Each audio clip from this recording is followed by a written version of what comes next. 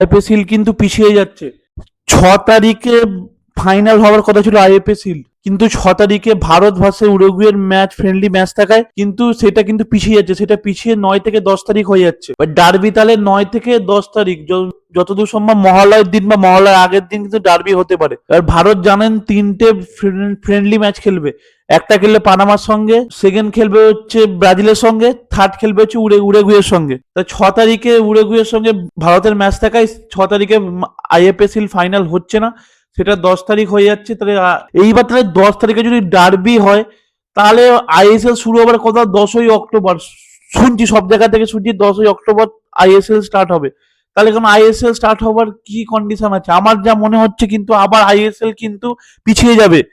আগের বারের মতো কিন্তু এইবারও কিন্তু আবার সেম সেম টু সেম হবে না। আগের বছর কিন্তু আইএসএল যেভাবে হয়েছিল, যে নিম্নমানের ভাবে আইএসএল করা হয়েছিল, একটা লিগ হিসাবে আইএসএল করা হয়েছিল, সবাই একটা টিম ছোট করে দিয়েছিল। এবারও কিন্তু সেই দিকেই কিন্তু এগোচ্ছে। দেখুন, আস্তে আস্তে প্রথম সেপ্টেম্বর, 7ই সেপ্টেম্বর হওয়ার কথা ছিল। তারপর ব্রাজিলের যারা মাঠ দেখতে আসার পর তারা বলে যে ব্রাজিলে এই মাঠ কিন্তু খেলার উপযুক্ত নয়, এই মাঠ আরো ভালোভাবে ঠিকঠাক করতে হবে। তারপরে সেটা কাজ শুরু হয়, সেখানে কোনো ম্যাচ কিন্তু যুবতীদের করানো সম্ভব হয়নি। তাই তারা সেপ্টেম্বর থেকে অক্টোবরে চলে যায়। 10ই অক্টোবর হওয়ার কথা অবধি চলে যাবে। 10ই অক্টোবর আইএসএল স্টার্ট হওয়ার কথা হয়। আবার লাস্ট অবধি যদি খবর আসে যে 6 তারিখে যদি উরুগুয়ের সঙ্গে ভারতের ম্যাচ হয়, তাহলে আইএফএ ফাইনাল কবে হবে? তাহলে মিনিমাম 3-4 দিন লাগবে। তাহলে এটা 9 তারিখ না 10 তারিখ আইএফএ ফাইনাল হবে। এবার আইএফএ যদি ফাইনাল হয়, তাহলে এইদিকেও আবার কিন্তু আপনার আইএসএল পিছিয়ে যাবে। জানি না ভারতীয় ফুটবলে কি হচ্ছে, মানে ভারতীয় ফুটবল নিয়ে কিছু ভাবা মানে একদম সত্যি কথা বলছি বোকামো, জাস্ট বোকামো। এই ফেডারেশন পুরো জামাতানো প্রকারে ভারতকে শেষ করে দিচ্ছে। যেখানে আমরা আসিয়ান কাপের মতো টুর্নামেন্ট যেখানে আমরা খেলতে যাইনি, দেখুন আসিয়ান কাপে কারা খেলবে? মালয়েশিয়া, ইন্দোনেশিয়া, এরা খেলবে। মানে যেটা এশিয়া আমরা যে এশিয়া কাপ যদি খেলি, এদের সঙ্গে এদেরকে খেলে হারিয়ে তারপর কিন্তু আমরা এশিয়া কাপ কোয়ালিফাই করতে পারি। কিন্তু আমরা এদের সঙ্গে না খেলে আমরা কি করছি? আসিয়ান কাপের মধ্যে টুর্নামেন্ট স্কিপ করে আমরা কি করছি? ফ্রেন্ডলি খেলছি, যেখানে পানামার সঙ্গে আমাদের র্যাঙ্কিং ভালো, ব্রাজিলের সঙ্গে যেখানে আমার র্যাঙ্কিং ভালো, তারপর উরুগুয়ের সঙ্গে। এবার আমরা কি, এবার সামনে দেখুন ফেডারেশনের ভোট রয়েছে, এআইএফএফ এর ভোট রয়েছে, যে প্রেসিডেন্টের ভোট রয়েছে। এবার কল্যাণ চৌবে যা ভারতের যা কন্ডিশন করেছে ফুটবলে, তার ভোট পাওয়া উচিত নয়। সেই জায়গায় ড্যামেজ কন্ট্রোল করছে। আসিয়ান কাপ নিয়ে কেউ কথা না বলতে পারে, সেই জন্য কথাটা ঘুরিয়ে দেওয়ার জন্য আমরা কি করছি? ভাই আমরা তো ফ্রেন্ডলি ম্যাচ খেলেছি, আমরা বড় বড় টিমের সঙ্গে খেলেছি, কিন্তু আদৌ আমরা বড় বড় টিমের সঙ্গে খেলে আমাদের কিছু লাভ হবে না, আমাদের র্যাঙ্কিং চেঞ্জ হবে না, কিছু চেঞ্জ হবে না। আসিয়ান কাপ আমরা কি করলাম? অলরেডি আমরা বাংলাদেশকে সুযোগ করে দিলাম। বাংলাদেশ হাতে চাঁদ পাওয়ার মতো কেস হয়ে গেল। তারা লাফালাফি শুরু করে দিয়ে তারা আসিয়ান কাপ খেলবে, ভারত খেললো না। ভারত সুযোগ করে দিল বাংলাদেশকে। এবার আসিয়ান কাপ খেললে আমরা কিন্তু ভালো টাকাকে রেভিনিউ পেতাম। ভারতের কন্ডিশন টাকার প্রবলেম, আমরা রেভিনিউ পেতাম, টাকা পেতাম। সেইটা আমরা কি করছি? টাকা দিয়ে খেলছি, আমরা টাকা পাচ্ছি না। বাংলাদেশ টাকা পাবে, আমরা টাকা পাচ্ছি না, টাকা দিয়ে ফুটবল খেলছি। অন্যান্য দেশকে, বাইরের দেশকে আমরা টাকা দিয়ে দিচ্ছি আমাদের সঙ্গে খেলার জন্য। মানে ভারতীয় ফুটবলে এমন কন্ডিশন হয়েছে। তারপরে বলেন যে এএফএফ দারুণ কাজ করছে, ভালো কাজ করছে, আর নাকি এই এই সব ম্যাচ খেলে নাকি ভারতের ফুটবল উন্নতি হবে, বেশি অ্যাট্রাকটিভ হবে। এবার তাহলে সামনে ওয়ার্ল্ড কাপ গেল, ভারতীয় সবাই রাত জেগে, মানে ইয়ং জেন, আমাদের মধ্যে ইয়ং জেনারেশন, তারা রাত জেগে জেগে জেগে ফুটবল দেখেছি, ওয়ার্ল্ড কাপ দেখেছি। তাছাড়া তো আমরা চ্যাম্পিয়ন্স লিগ দেখবো, এবার লা লিগা দেখবো, রাত জেগে জেগে সব লা লিগা দেখবো। তাহলে এইখানে কিন্তু ভারতের কনফিডেন্স হচ্ছে না। এইগুলো খেলে নাকি ভারতের কনফিডেন্স বাড়বে জেনজির। কিছু আমি বললাম কিছু হবে না, কিছু লাভ নেই। এটা খালি মাত্র ড্যামেজ কন্ট্রোল। আসিয়ান কাপ যায়নি, তার জন্য ড্যামেজ কন্ট্রোলের জন্য এটা করেছে, আর কিছু নয়। এইবার আসি কেরালা ব্লাস্টারকে নিয়ে। কেরালা ব্লাস্টারের ডায়মন্ড ট্যাকোস যে স্ট্রাইকার, তাকে কিন্তু অনেক জানাতনা প্রকারে ফেরাবার চেষ্টা করছে।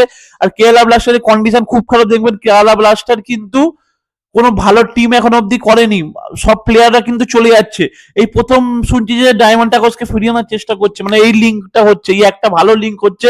তাছাড়া জানবে কেরালা ব্লাস্টার্স একটা ফ্যান বেস ক্লাব, তাদের কিন্তু মালিকানা মালিকানা চেঞ্জ হচ্ছে। একটা বিদেশি কোম্পানির সঙ্গে তাদের কিন্তু টাই আপ হচ্ছে, তাদের মালিকানা চেঞ্জ হচ্ছে। এবার এখন দেখা যাক, এটা এখনো অব্দি জানা যায়নি যে কেরালা, এটা কিন্তু ভারতীয় ফুটবলের জন্য ভালো খবর। কেরালা ব্লাস্টারদের যে বিদেশি লঙ্গি আসছে ম্যাডোলিস্ট, যতদূর সম্ভব যায় বিদেশি লঙ্গি যেটা, সেটা ম্যাডোলিস্টের কোনো কোম্পানি হতে চলেছে। মিডল ইস্টের কোন কোম্পানির সঙ্গে কিন্তু কেরালা ব্লাস্টার্সের টাই আপ হতে চলেছে। এবারে এখন এটা জানা যায়নি এটা কি শেয়ার হিসাবে আসবে না ইনভেস্টার স্পন্সর হিসাবে আসবে যে কোম্পানিটা, না ইনভেস্টার হিসাবে আসবে। এটা কিন্তু ভারতীয় ফুটবলের জন্য ভালো খবর যে ভারতীয় ফুটবলে কোনো বিদেশি লঙ্গি কেরালা ব্লাস্টার্সের সঙ্গে যোগ হচ্ছে। আর কেরালা ব্লাস্টার্স সবসময় ভালো টিম করা উচিত, কেন কেরালা ব্লাস্টার্স একটা ফ্যান বেস রয়েছে, ক্রেজি ফ্যান বেস রয়েছে, ভালো একটা লড়াই, তুলনামূলক লড়াই করে তাদের যদি ভালোভাবে টিম করা দরকার। ভালো টিম না করলে কিন্তু কি হবে, ভালো কিন্তু ফুটবল খেলা যাবে না। তাই দেখা যাক ফাইনালি কি হয়। এইটা যদি হতে যায় তাহলে কিন্তু কেরালা ব্লাস্টার কিন্তু ভালো দিকে যাবে, ভালো একটা শুরু করবে আইএসএল এ। এইবার আসি মুম্বাই সিটি এফসি কে নিয়ে। মুম্বাই সিটি এফসি থেকে কিন্তু খারাপ খবর আসছে। এবার ভারতীয় ফুটবল আছে মানে তো খারাপ খবর আসবেই, খারাপ খবর না আসলে কি হবে। Mumbai city FC naval D'Souza যে গ্রাউন্ডটা আছে, সবাই জানো নেভেল ডিসুজা গ্রাউন্ড, সবাই জানো সেই গ্রাউন্ডটা বন্ধ হয়ে যাচ্ছে। সেই গ্রাউন্ডটা বন্ধ হয়ে যাচ্ছে, হয়ে সেখানে একটা এক্সিবিশন হল করার চেষ্টা করছে। এমনি ভারতীয় ফুটবলে যা কন্ডিশন, ভারতীয় ফুটবলে মাঠ নেই, তারপর আবার নেভেল ডিসুজা যে গ্রাউন্ড, অত ভালো ফুটবল গ্রাউন্ড আছে, গ্রাউন্ডটা বন্ধ হয়ে নাকি ওখানে এক্সিবিশন হল হচ্ছে। এবারে এইটা নিয়ে প্রোটেস্ট চলছে, প্রোটেস্ট কতটা কার্যকরী হবে না হবে আমি জানি না। এইখানে কিন্তু এএফএফ কে ইনভলভ হওয়া উচিত। যেখানে ভারতীয় ফুটবলের এরকম মাঠের কন্ডিশন খারাপ, ধ্রুব ভারতী, কোচি আর জওহরলাল নেহরু সেই 3টে স্টেডিয়াম ছাড়া আমাদের কিন্তু ভালো মানের স্টেডিয়াম নেই। সেখানে এরকম একটা ফুটবল স্টেডিয়াম বন্ধ হয়ে যাওয়া মানে কিন্তু এটা কিন্তু ফুটবলের জন্য ভালো বিজ্ঞাপন নয়, খুবই খারাপ খবর। তারপর আর একটা বড় খারাপ খবর হচ্ছে মুম্বাইয়ের সঙ্গে যে যে মুম্বাই যে হোম গ্রাউন্ড আছে, সেই হোম গ্রাউন্ডের সঙ্গে যে চুক্তি ছিল সেটা কিন্তু শেষ হয়ে যাচ্ছে আগে। এবার তাদের হোম মানে যে ভাড়া, যে মাঠ ভাড়া, সেটা কিন্তু বেড়ে 9 থেকে 10 গুণ বেড়ে যাচ্ছে। এমনি মুম্বাই সিটি এফসি কি বলবেন, কোনো ইনভেস্টার নেই। সিটি গ্রুপ চলে যাওয়ার পর কিন্তু পুরো মুম্বাই সিটি এফসি কিন্তু ডামাডোলে চলে গেছে। তার উপর যদি তাদের গ্রাউন্ডের জন্য, প্র্যাকটিসের জন্য তাদের জন্য আরো এক্সট্রা টাকা দিতে হয়, তাহলে কিন্তু এটা কিন্তু খুবই খারাপ খবর ভারতীয় ফুটবলের জন্য। এইখানে কিন্তু ফেডারেশন এএফএফ কে কিন্তু ঢোকা ইমিডিয়েট দরকার।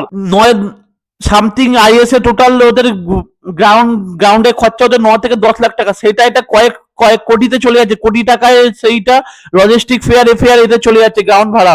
এবার যদি কোটি টাকায় তাদের গ্রাউন্ড ভাড়া চলে যায় তাহলে এবার কি হবে তাহলে মুম্বাই সিটি এফসি কি করবে, অপারেশন বন্ধ করে অন্য রাজ্যে শিফট হবে, অন্য রাজ্য থেকে খেলবে। যেটা যদি অন্য রাজ্য থেকে ফুটবল খেলে বা অন্য রাজ্য থেকে তাদের হোম গ্রাউন্ড হয়, তাহলে এটা কিন্তু খুবই খারাপ খবর মুম্বাই মহারাষ্ট্রের জন্য। মহারাষ্ট্রের গভর্নমেন্ট আর এএফএফ যে চালায় তার গভর্নমেন্ট কিন্তু একই। তাই আমার মনে কল্যাণ চৌবের সঙ্গে কিন্তু এবার মহারাষ্ট্র গভর্নমেন্টের কথা বলা উচিত যে এই মাঠটা নিয়ে যত তাড়াতাড়ি সলভ হয় তত তাড়াতাড়ি ভালো। যদি সলভ না হয় তাহলে কিন্তু খুবই ভালো বাজে জিনিস হতে চলেছে। মুম্বাই সিটি এফসি কোনো তাদের অপারেশন বন্ধ করে দিতে পারে, মানে কন্ডিশন ভাবুন, জামশেদপুরের মতো টিম চলে গেল, মুম্বাই ফিনান্সিয়াল কন্ডিশনে ভুগছে, তাই দেখবেন ভালো টিম করছে না। কেরালা ব্লাস্টার্সও এখন কোনো খবর নেই, কেরালা ব্লাস্টার্সও সেরকম ভালো টিম করছে না, সব খালি চলে যাচ্ছে। জানি না ভারতীয় ফুটবলে কি হবে, আমি সত্যি কথা বলছি, জাস্ট কিছু বলার নেই। লাস্ট আসি হচ্ছে এই যে ব্রাজিল, উরুগুয়ে, এই পানামা, এইখানে কত টাকা খরচা হতে পারে ভারতীয় এএফএফ এর জন্য। এটা খরচা হবে কিন্তু 75 থেকে 80 কোটি টাকার মতো খরচা হবে। এবারে এত টাকা কিভাবে আমাদের এএফএফ তুলবে, যেখানে আমাদের এএফএফ মানে আমাদের ক্লাবকে টাকা না দিয়ে উল্টো ক্লাবের থেকে টাকা নিয়ে আইএসএল চালাচ্ছে, মানে এমনি করুন অবস্থা। তার উপর ভাবছি এত পরিমাণ টাকা তারা তুলছে, তার মানে ভাবুন ভারতীয় ফুটবলে টাকা রয়েছে। যদি 75 থেকে 80 কোটি টাকা যদি তুলতে পারে তাহলে নিশ্চয়ই টাকা রয়েছে, তাহলে এএফএফ ইচ্ছা করে তোলে না, বা তাই ইচ্ছা করে প্রবলেম ক্রিয়েট করে। যাই না জাস্ট লাস্ট অব্দি কি হতে চলেছে। কিন্তু যতদূর সম্ভব জানি যে ডিস্ট্রিক্ট অ্যাপস আছে, ডিস্ট্রিক্ট অ্যাপের সঙ্গে কিন্তু একটা চুক্তি হচ্ছে, টাই আপ হচ্ছে, সেখান থেকে তারা 25 কোটি টাকা দেবে। এই 25 কোটি টাকা কিন্তু তারা ব্রাজিলের সংস্থাকে কিন্তু ট্রান্সফার করবে। দেখুন, যখন খেলা হওয়ার কথা তাহলে কিন্তু খেলা হবে। যদি ব্রাজিল না খেলে বা কোনোভাবে এই ডিলটা যদি ভেস্তে যায় তাহলে কিন্তু তারা ক্যাশে চলে যাবে, ক্যাশ থেকে তারা কিন্তু পুরো টাকা ক্ষতিপূরণ কিন্তু ভারত এআইএফএফ এর থেকে নিয়ে নেবে। ফাইনালি দেখা যাক কি হয়। এরকম কন্ডিশন, এরকম আইএসএল এর কন্ডিশন, এরকম আইএসএল আর দিনের পর দিন পিছিয়ে যাচ্ছে। এর মধ্যে যদি ভারতীয় ফুটবলে যদি এরকম কন্ডিশন হয় তাহলে জানি না ফুটবল কতদূর এগোবে। এই ব্রাজিল, উরুগুয়ে এদের সঙ্গে খেলে কতদূর ফুটবল এগোবে আমার সত্যি অজানা। লাস্ট আসি মোহনবাগানের আপডেট নিয়ে। মোহনবাগানের নিখিল বাল্লার সঙ্গে লিঙ্ক আপ হচ্ছে। মোহনবাগানের মডার্ন ফুলব্যাক কিন্তু একটা অভাব রয়েছে, সবাই জানো। সুভাষিস বোসের লেফট ব্যাক পজিশনে, তার পজিশনে কিন্তু খুবই খারাপ পারফরমেন্স করেছে সুভাশিস বোস। তাই সুভাশিস বোসের ব্যাকআপ হিসাবে নিখিল বাল্লার সঙ্গে একদম ফাইনাল অ্যাডভান্স স্টেজে কথাবার্তা চালাচ্ছে মোহনবাগান।